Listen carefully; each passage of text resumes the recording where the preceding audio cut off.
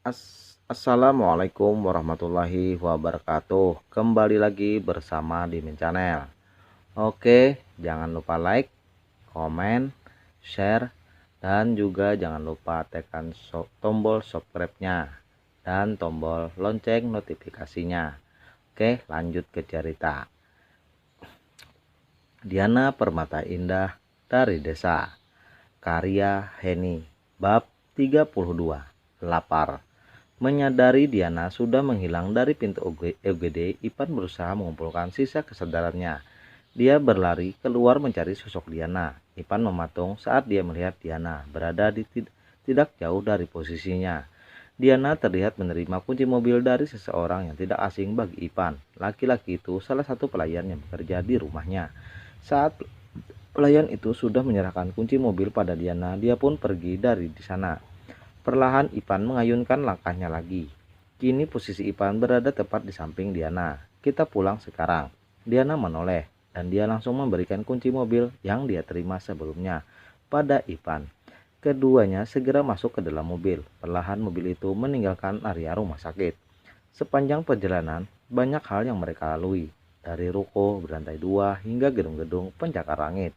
Tapi saat kali mobil Ipan melewati sebuah restoran, leher Diana seakan berputar 360 derajat, memandangi setiap restoran yang dilalui. Ipan menyadari hal itu, perlahan dia menurunkan kecepatan mobilnya, karena di depan sana ada sebuah restoran. Mobil yang Ipan kemudikan semakin mendekati sebuah restoran. Mobil itu berbelok perlahan ke halaman luas, restoran mewah. Mobil Ipan terparkir sempurna di area parkir sebuah restoran. Namun keduanya masih saling diam. "Apa kamu lapar?" tanya Ipan halus. Dengan santai Diana menganggukkan kepalanya. Ipan langsung mematikan mesin mobilnya. "Ayo kita turun." Keduanya memasuki restoran mewah tersebut. Dengan ramah, para pelayan menyambut mereka. Sebuah meja yang ada di dekat kaca menjadi pilihan Diana. Mereka berdua segera menempati meja tersebut. Para pelayan memberikan buku menu pada Ipan dan Diana. "Mau pesan apa Tuan Nona?" Berikan saja kertas dan penanya pada dia, biar dia menulis sendiri pesannya, ucap Ipan pada salah satu pelayan. Diana pun berusaha menulis menu yang dia inginkan. Ipan menyerahkan kembali buku menu yang diberikan pelayan padanya. "Saya pesan kopi saja." Kini pandangan matanya tertuju pada Diana. Dia teringat kedua telapak tangan Diana terluka. "Kamu bisa menulis pesanmu?" Kalau ucapan Ipan terputus saat melihat Diana memperlihatkan tulisan menu apa yang dia pesan. Lalu dia serahkan pada pelayan yang setia berdiri di sampingnya. "Mohon untuk menunggu sebentar. Pesanan Tuan dan Nona akan kami persiapkan." Tidak berselang lama, meja yang tadi kosong kini sudah berisi makanan pesanan Diana. Sedang Ipan menikmati secangkir kopi pesanannya. Tangan kanan Diana hanya tergores sedikit, sebetan pisau. Dia masih bisa mengoperasikan tangannya untuk mengantar sesuap demi sesuap makanan yang dia nikmati. Ipan masih memandangi Diana yang begitu semangat menghabiskan isi piringnya. "Apa kamu sangat hobi berkelahi, Diana?" Tangan Diana yang semula sibuk menyendok makanannya seketika terhenti. Dia menegakkan pandangannya padanya yang sedari tadi menunduk memandangi makanan yang dia nikmati. Kini sepasang matanya memandang Ipan. Tangannya sibuk dengan sendok. Dia tidak bisa mengetik jawaban untuk Ipan. "Apa karena kamu tidak bisa bicara hingga kamu lebih suka berbicara dengan tanganmu?" Diana tetap diam. Dia meneruskan misinya mengosongkan piring yang menampung makanan yang dinikmati.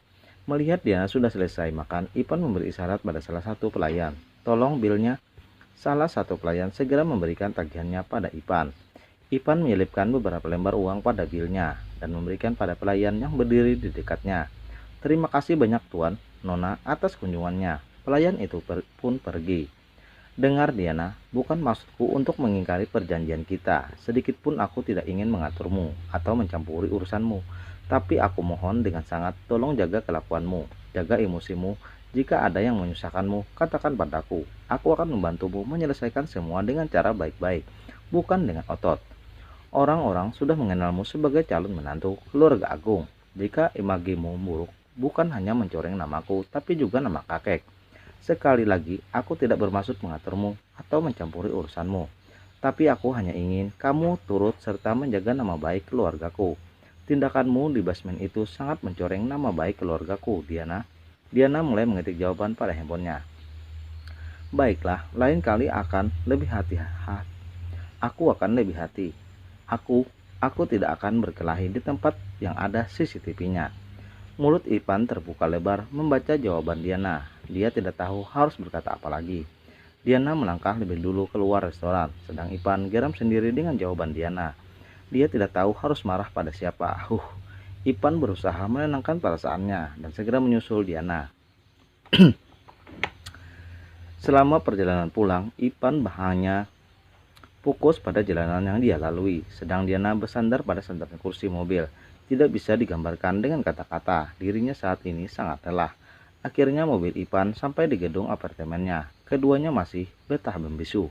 Diana langsung masuk ke kamarnya, begitu juga Ipan. Menit demi menit berlalu, Ipan keluar dari ruang ganti dengan wajah segar dan pakaian santai yang melekat di tubuhnya. Ting, suara notifikasi handphonenya membuat perhatian Ipan tertuju pada benda pipih bersegi panjang tersebut. Rekaman CCTV. Permintaan tuan pada petugas keamanan rumah sakit HLT Ansifrit sudah dapat. Berurusan saya kirimkan pada tuan. Ipan segera memeriksa video yang Amanda kirimkan padanya. Dari tayangan CCTV, sangat jelas Diana kena sabetan senjata tajam yang ditodongkan perawat itu padanya. Rasa khawatir seketika menyerut dari dalam diri Ipan. Entah dari mana kekhawatiran itu muncul. Sontak Ipan melangkah begitu tergesa-gesa menuju kamar Diana. Handphone Ipan bergetar lagi. Terlihat Amanda menghubunginya. Ipan mengangkat panggilan Amanda dan kembali melanjutkan langkahnya. Halo, Tuan. Nama wanita itu Quenzi. Dia seorang perawat di rumah sakit Health and Spirit. Sepertinya ini hanya persaingan. Diana marah pada perawat itu, karena perawat itu yang mendapat kepercayaan untuk melakukan operasi bersama dokter hebat. Sedang Diana, dia tidak diberi kesempatan untuk mendampingi dokter hebat yang tengah melakukan operasi besar. Amanda melanjutkan laporannya. Karena serangan Diana, perawat itu dirawat di rumah sakit. Cedera beberapa bagian tubuhnya cukup parah, Tuan. Ini sangat mencoreng nama baik keluarga Agung Jaya. Saya menganjurkan agar Diana mendatangi keluarga korbannya dan meminta maaf pada mereka semua. Semoga mereka mau menyelesaikan kasus ini dengan jalan kekeluargaan, demi nama baik perusahaan dan nama baik keluarga besar Tuan. Saat yang sama, Ipan sampai di depan pintu kamar Diana. Dia perlahan membuka pintu kamar itu. Saat separuh pintu kamar terbuka, mata Ipan melihat sosok Diana yang terteduh pulas di tempat tidur. Ipan bisa melihat jelas Diana sangat kelelahan. Bahkan wanita itu tidur tanpa mengganti pakaiannya. Ipan kembali menutup pintu kamar. Sudah, tanya Ipan pada wanita yang terus mengoceh di ujung telepon sana. Sudah, Tuan. Kalau sudah, lanjutkan pekerjaanmu. Kurasa kamu tidak akan terlalu lelah lagi, karena sekarang ada Barbara, sekretaris keduaku, yang akan membantu tugasmu. Tanpa bicara lagi, Ipan langsung menutup panggilan teleponnya. Hari paling melelahkan itu berlalu begitu saja. Kini matahari kembali menyinari bumi bagian itu. Rasa lelah yang menghinggapi tubuhnya membuat Diana tidak bisa mengontrol tidurnya. Perlahan kedua mata yang terpejam itu mengerjap dengan susah payah. Akhirnya Diana berhasil membuka sempurna kedua matanya. Saat melihat jam waker yang ada di nakas yang jam menunjukkan jam 12 siang, Diana segera bangun. Perutnya sangat lapar. Saat dirinya melewati ruang tamu, dia saja ada Yuda. Di sana ada Yuda, juga seorang wanita muda. Akhirnya kau bangun juga. Lebih baik kamu makan dulu. Di dapur ada bubur, makanlah pulihkan tenagamu, ucap Ipan. Diana segera menuju bagian dapur yang masih satu ruangan dengan ruang tamu. Dia tidak memperdulikan 3 orang yang ada di ruang tamu. Melihat Diana duduk sendirian di meja makan, Yuda segera berdiri dan berjalan cepat mendekati Diana, meninggalkan Ipan dan beberapa sekretaris kedua Ipan. Saat sampai di dekat Diana, Yuda melihat Diana mulai menyantap bubur yang disediakan Ipan. Bagaimana buburnya? Kamu suka? Yuda menarik salah satu kursi yang mengelilingi meja makan. Namun Diana hanya diam dan meneruskan usahanya, memindahkan isi mangkok itu ke dalam perutnya. Tadi pagi Ipan memintaku membeli bubur. Kalau kamu suka, aku akan membelikan lagi di sana. Kalau kamu tidak suka, aku akan beli di tempat lain. Diana tetap fokus dengan mangkok buburnya, tidak memperdulikan ucapan Yuda. Sedang Yuda tersenyum melihat Diana tidak peduli padanya. Semakin dia mendiamkannya, Yuda semakin semangat. Apalagi kini dia tahu Diana adalah cucu dari dokter legenda, sahabat neneknya. Pandangan Yuda tertuju pada tangan kiri Diana yang berbalut perban. Perlahan Yuda menggerakkan tangannya, ingin menyentuh permukaan perban yang membalut telapak tangan Diana. Kamu bukan dokter, Yud, jangan sentuh tangan dia. Bagaimana kalau tanganmu tidak steril? Yang ada hanya membuat luka Diana infeksi. Teguran itu sontak membuat Yuda menahan dipergerakan tangannya. Dia menoleh ke arah sofa tamu. Ipan masih di sana, bahkan matanya fokus memandangi layar laptopnya. Pakai mata yang mana dia bisa tahu. Kalau aku ingin memegang tangan Diana, tatapan mata Yuda terus tertuju pada Ipan. Ipan merasakan sorot mata Yuda yang hanya tertuju padanya. Luka di telapak tangan kiri Diana ada 2. Sebab itu aku melarangmu melakukan hal yang bukan tugasmu, ucapnya. Tanpa merubah sedikit pun arah pandangan matanya yang terus memandangi layar laptop untuk laporan pada berkas itu, Ipan mengisyaratkan pada hal yang dia maksudkan pada Barbara.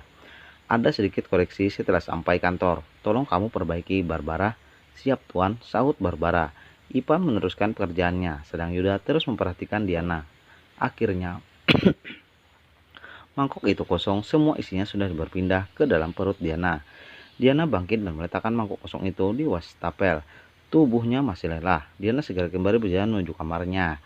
Yuda tersenyum melihat Diana seperti itu, walau hanya memandang. Yuda sangat puas. Dia segera kembali mendekati Ipan dan Barbara. Di dalam kamar Diana, dia menarik beberapa lembar uang dari dompetnya, dan dia segera kembali keluar, menghampiri Ipan. Diana memberikan beberapa lembar uang yang dia pegang pada Ipan, sebagai ganti biaya pengobatan Ipan tanggung. Ipan tidak mau berdebat saat ini. Dengan santai Ipan menerima uang yang Diana berikan padanya. Barbara dan Yuda saling pandang melihat kejadian barusan. Seorang Ipan Hadi dipangkat CEO, muda penerus utama tahta Agung Jaya, tidak kekurangan apapun, bahkan hidupnya bergelimangan harta. Saat ini malah menerima beberapa lembar uang dari seorang gadis bisu. Ipan menyimpan uang Diana berikan padanya, berusaha tidak mempedulikan sorot mata Yuda dan Barbara. Kamu sudah minta izin kalau tidak kuliah hari ini? Tanya Ipan pada Diana. Diana membuka handphonenya, jemarinya terus menggeser hal yang dicari. Diana memperhatikan layar handphonenya yang berisi chat dia dengan dosen yang mengejar hari ini. Ipan lega, ternyata Diana sudah meminta izin dari kampusnya. Baguslah. Merasa tidak ada keperluan bersama 3 orang tersebut, Diana berbalik dan kembali mengayunkan kakinya menuju kamarnya. Perhatian Ipan tertuju pada Yuda. Dia menangkap basah Yuda yang tidak bisa berhenti memandangi Diana. Ada perasaan jengkel yang muncul melihat Yuda memandang Diana seperti itu. Ingin rasanya dia mencongkel kedua mata Yuda. Ipan berusaha mengembalikan kesadarannya. Yud, panggilan Ipan membuat Yuda harus menyudahi keindahan yang dia pandang. Dia berubah arah, pandangannya ke arah Ipan. Ya, bagaimana keadaan nenekmu? Mendengar pernyataan Ipan yang menanyakan nenek Diana, tanpa Diana sadari langkah kakinya terhenti. Diana mematung di tempatnya. Nenekku semakin membaik, Pan. Syukurlah, aku sangat bahagia mendengarnya, sahut Ipan. Diana tersenyum. Rasanya ratusan anak panah yang menancap di punggungnya ikut tercabut. Mendengar nenek Yuda membaik, Diana sangat lega mendengar kabar itu. Aku tidak menyangka, Pan, ternyata dokter hebat orang yang misterius selama ini adalah pengacara Nijam. Mendengar ucapan Yuda, kedua alis Diana teraut. Kamu yakin kalau Nijam adalah dokter hebat itu? Tanya Ipan. Kamu ingat saat genting itu, aku mendengar suara laki-laki dari ujung telepon. Bukan cuma itu, aku juga mencari tahu tentang pengacara Nijam. Ternyata sebelum dia jadi seorang pengacara, dia adalah seorang dokter. Ipan berusaha mencerna semua ucapan Yuda. Bukan cuma itu, Pan. Aku sudah bertanya langsung pada pengacara Nijam, dan pengacara Nijam mengakui kalau dirinya dokter hebat itu. Ucap Yuda mantap. Kau tahu apa yang dia katakan padaku, Pan? Apa yang dia katakan, jika di masa depan kamu bertemu dokter hebat ini, kamu harus sujud syukur di depannya. Yuda menirukan gaya berbicara pengacara Nijam. Sangat berlebihan, protes Ipan. Bagiku tidak, karena dia telah menyelamatkan nenekku. Kesadaran Diana kembali. Dia meneruskan langkahnya menuju kamarnya. Bersambung. Oke, sangat seru sekali. Jangan lupa like, komen, dan juga subscribe. Tentunya juga jangan lupa tekan tombol lonceng notifikasinya. Terima kasih. Assalamualaikum warahmatullahi wabarakatuh.